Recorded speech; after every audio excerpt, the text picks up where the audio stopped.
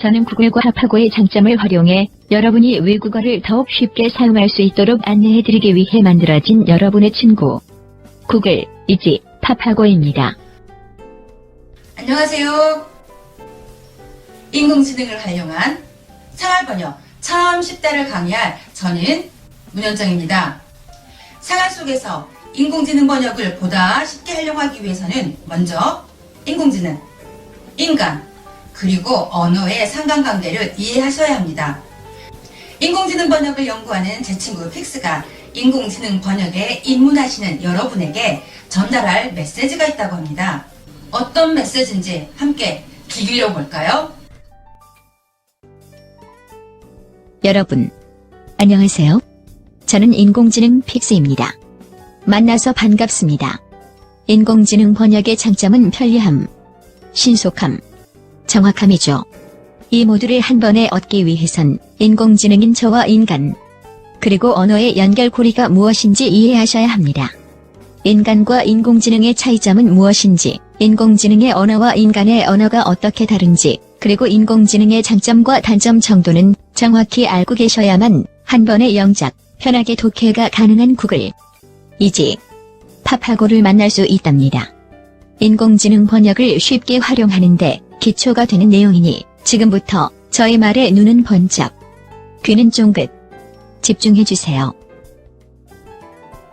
픽스의 메시지를 좀 더 구체하기 위해 인공지능과 인간, 그리고 인공지능의 언어와 인간의 언어를 비교해 보도록 하겠습니다. 인간과 인공지능의 차이점을 단적으로 설명해주는 오라백의 역사. 어려운 것은 쉽고 쉬운 것은 어렵다. 왼쪽의 사진을 보면 우리 인간에게 아주 어렵고 복잡한 수학적 연산, 미분을 인공지능은 간단히 풀고 있죠. 반면에 오른쪽 그림, 멍멍 짖는 강아지와 맛있는 머핀, 그리고 서로 엉켜있는 강아지들과 크로바상의 차이점을 인간이라면 어린아이들도 쉽게 구별할 수 있는 이 차이점을 인공지능은 구별하지 못합니다. 3, 4살의 어린 아이도 엄마와 아빠의 얼굴을 알아보고 강아지와 고양이를 구분할 수 있습니다. 아이는 넘어지지 않고 걸을 수 있으며 장애물을 만나면 피하는데 이러한 간단한 일들이 인공지능에겐 아주 어렵습니다. 구글이 컴퓨터에게 고양이를 알아보게 하려고 딥러닝으로 가르쳐 성공했지만 성공하기까지는 16,000개의 중앙 처리 장치가 사용됐으며 1000만 장의 고양이 사진을 컴퓨터에 입력해야 했습니다. 세계적으로 명망 있는 로봇 경진대회에 출전하는 로봇들조차도 몇 걸음 가지도 못해 쓰러지곤 합니다. 인간에게는 어렵지 않은 자연스러운 걷기가 로봇에게는 아주 어려운 일입니다. 이처럼 쉬운 문제는 어렵고 어려운 문제는 쉬운 현상을 우리는 무라백의 역설이라고 부릅니다. 이를 증명하는 대표적인 예로 캡처가 있습니다. 완전 자동화된 사람과 컴퓨터의 판별 방법. 인터넷 사이트에 가입하거나 본인 인증을 요구할 시 비틀어진 글씨나 그림을 보여주며 봇이 아님을 증명해 스팸 활동과 해킹을 막는 기술입니다. 정확한 숫자, 정형화된 공식, 확실하고 충분한 데이터가 있을 때만 컴퓨터는 놀라운 능력을 발휘하게 됩니다. 우리 인간에게 쉬운, 누구나 공감하고 쉽게 이해할 수 있는 일반 상식, 커먼센스, 눈으로 보고 귀로 듣고 피부로 느끼는 지각, 그리고 걷고 뛰는 이동 능력이 인공지능에게는 아주 어려운 영역입니다. 반면에 단어만 들어도 머리를 아프게 할 논리, 연산, 추론, 인공지능은 이들을 완벽히 수행합니다. 입력된 데이터가 없으면 작동하지 않을 인공지능, 적응력이나 창의력을 기대할 수는 없겠죠? 인공지능의 학습 과정과 인간의 뇌가 학습하는 과정이 크게 다르기 때문이죠. 인공지능은 무엇으로 학습하느냐? 인공지능은 숫자를 통해, 규칙을 통해 데이터를 축적합니다. 인공지능은 brain, 뇌로만 학습한다면 우리 인간은 body, 신체와 정신, spirit, mind가 융합되어 학습합니다. 인간의 감정과 경험이 각기 다르기 때문에 교육의 결과도 정형화될 수 없겠죠. 동일한 사물을 보고 동일한 경험을 하게 되더라도 인간 개개인은 서로 다른 생각을 하게 됩니다. 그래서 논리적이고 정확하고 객관적인 답을 도출하는 인공지능에 비해 우리 인간은 너무도 주관적이며 부정확하고 편견을 가지고 있으며 모든 데이터를 완벽히 분석하기도 전에 쉽게 결론을 내리곤 합니다. 인간과 인공지능의 판별 능력을 다음의 그림을 통해 확인해 보겠습니다. 인공지능에게 이 그림을 보여주면 100% 마이너스 4도라고 대답합니다. 그런데 인간, 글을 모르는 어린아이와 글을 판별하는 성인에게 이 그림을 보여주면 어떤 답이 나올까요? 성인의 대다수는 마이너스 4도라고 대답하는데 글을 모르는 어린아이는 대다수 화장실에서 대변을 보고 있는 사람이라고 대답합니다. 하나의 사물을 보고 다르게 인지하는 인간의 사고는 개인별 경험의 차이로 인해 너무나도 주관적이고 독창적이며 다양함을 갖고 있죠. 다음의 그림. 서서히 끓는 물 속의 개구리. 서서히 온도가 올라가는 물에서 개구리가 탈출을 시도하지 않았다는 실험 결과가 있는데 그림의 개구리가 집에서 키우는 애완 개구리라고 생각해 보세요. 인간은 A, B 모두 위험한 상황을 인지하고 개구리에게 경고를 주겠죠. 하지만 인공지능은 어떨까요? 열감지 센서가 작동할 그림 B에서만 개구리에게 경고를 줄 수 있습니다. 상황을 판별하고 위험을 예감할 수 있는 능력은 상식의 영역이죠. 인공지능이 우리 인간의 상식을 갖기 위해서는 수많은 경우의 수를 계산해서 오차없는 정확한 정보를 입력해야 하는데 아직 인공지능의 갈 길이 멀죠? 이제 인공지능과 언어의 상관관계를 살펴볼까요? 만일 제 말을 듣고 있는 당신이 인공지능이라면 다음에 대하여 긴장하셔야 될 거예요. 반도에 흔한 엄마와 아들의 대화랍니다. 엄마, 냉장고에 토마토 재워놨어. 꺼내 먹어. 아들, 깨우면 돼? 엄마, 아니, 자는 거 먹어. 눈치 못 채게. 유머가 충만한 엄마와 아들이죠? 그런데 인공지능은 이 문맥을 제대로 이해할 수 있을까요? 그렇습니다. 인공지능은 난이도가 높은 논문, 학술지 등은 정확하게, 아니 보통의 인간 능력을 뛰어넘어 완벽에 가깝게 번역할 수 있습니다. 우리에게 아주 어려운 논문은 언어 규칙에 알맞게 단어가 배열되고 주관적인 감정은 배제되고 팩트는 살아있고 논리적으로 결과를 도출하기 때문에 인공지능은 이를 완벽하게 소화합니다. 그러나 비속어, 은유적, 비유적 표현, 비논리적 표현, 주관적인 표현, 문법이 정확하지 않는 문장, 마침표나 쉼표가 빠진 문장, 창의력과 적응력이 없는 기존에 입력된 데이터로만 작동하는 인공지능은 아무리 간단한 문장이라도 쉽게 해독하지 못해 오역하게 되죠. 아하, 인간이 사용하는 언어는 아주 미묘하고 복잡해서 인공지능은 이 퍼즐을 쉽게 풀어낼 수 없겠네요. 인공지능은 빅데이터 러닝, 인공지능이 언어를 학습하는 방법은 바로 빅데이터, 정확하고 객관적이며 정형화된 수많은 데이터가 있어야 이로써 인공지능은 학습할 수 있습니다. 반면 인간은 아주 조그만 데이터만으로도 언어를 학습할 수 있습니다. 언어를 배우는 과정에는 언어 습득과 언어 학습 과정을 거치는데 먼저 언어 습득은 우리가 모국어를 습득하는 과정, 즉 무의식적으로 문법 규칙을 외우지 않아도 주위 사람을 관찰하면서, 즉 엄마나 아빠나 가족이나 친구를 통해 자연스럽게 언어를 터득합니다.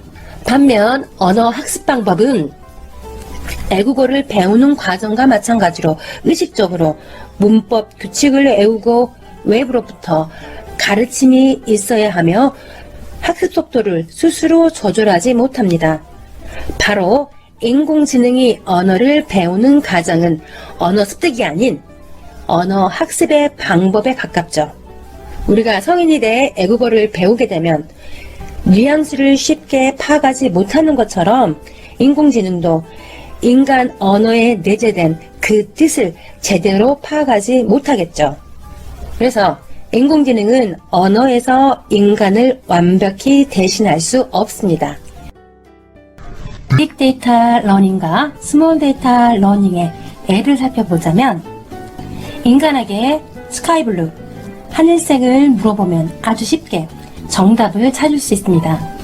그런데 AI는 색차표 중 헥스 트리플릿 넘버 87C22B, RGB 135, 206, 235, 사이언, 마젠타, 옐로우, 블랙 43, 12, 0, 8, Hue Saturation Value 197, 43%, 92%라는 아주 정확한 데이터가 있어야만 비로소 인간이 인식하는 스카이블루, 하늘색을 찾을 수 있습니다. 인간의 언어와 인공지능의 언어가 이렇게 다르죠? 어려운 것은 쉽고 쉬운 것은 어렵습니다. 융통성이라곤 제로인 인공지능에게 이런 센스 있는 문장을 정확하게 번역하라는 것은 무리겠죠? 인공지능 번역을 잘 활용하기 위해서는 인간의 노력도 필요합니다. 우리는 모국어를 무의식적으로 습득하기에 대부분의 사람들은 모국어 문법에 둔감하고 철자에 오류가 많은데, 문법과 철자를 확인해주는 인공지능이 있습니다. 본인이 쓴 글의 문법과 철자에 자신이 없을 때 먼저 번역할 내용을 카피해서 다음의 사이트를 활용해보세요. 부산대 인공지능 연구실이 개발한 한국어 맞춤법 문법 검사기입니다. 카피한 내용을 페이스트해서 검사하기를 클릭하세요. 그러면 인공지능이 교정할 내용들을 알려줍니다. 깨우면 대에서 대가 이가 아니고 아이고, 그리고 모체계에서 개가 아이가 아닌 어이네요. 또한 인공지능이 조금 더 정확한 번역을 할 수 있도록 문맥을 수정해보세요. 인간이 인공지능 번역의 취약점을 알고 좀 더 주의를 기울인다면 번역의 오류를 최소화할 수 있겠죠? 인공지능 번역은 사람이라면 빼놓지 않았을 고유명사, 희귀 용어를 오역하거나 문단 또는 문맥을 고려하지 않은 문장 번역 등과 같은 오류가 발생한다. 문장 길이가 길면 오역할 확률이 높다. 띄어쓰기, 맞춤법에 오류가 있다. 비유적 표현, 문화적 배경, 종교적 배경 등을 이해하지 못합니다. 저는 속도가 빠르고 명확한 규칙하에 정확한 정답이 있는 문장과 문맥이 일관되고 제한된 경우 아주 유용하답니다. 저를 활용하실 때는 저의 장점과 단점을 알고 제가 엉뚱한 답을 낼 수 있는 부분은 꼭 수정해 주세요. 아직까지는 인간의 손길이 필요해요. 소고기 사주는 사람을 주의하세요. 대가 없는 소고기는 없습니다. 순수한 마음은 돼지고기까지예요.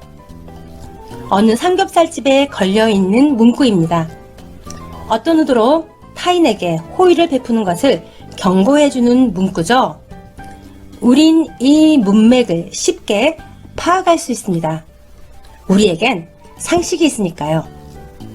이 문구의 교훈을 애국인 친구에게 전달하기 위해 번역이 필요한 경우 원래의 문장, 원본을 조금 수정해서 인공지능 친화적으로 만드는 연습을 해보세요.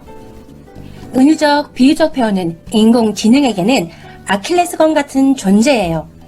은유적 표현을 직관적으로 풀어 비싼 선물을 사주는 사람을 조심하세요. 대가를 바라지 않고 비싼 선물을 하는 사람은 없습니다. 정도로 수정하면 인공지능은 신이 나서 번역할 겁니다.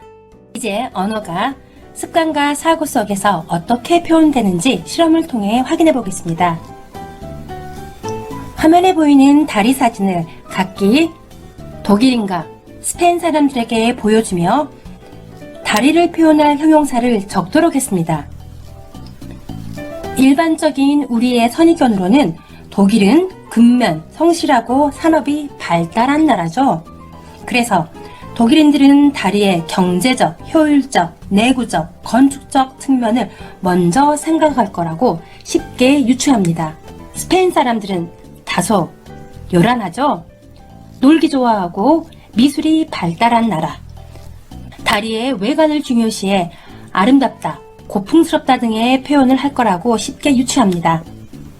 그런데 실험 결과는 우리의 이 선입견과 반대였습니다.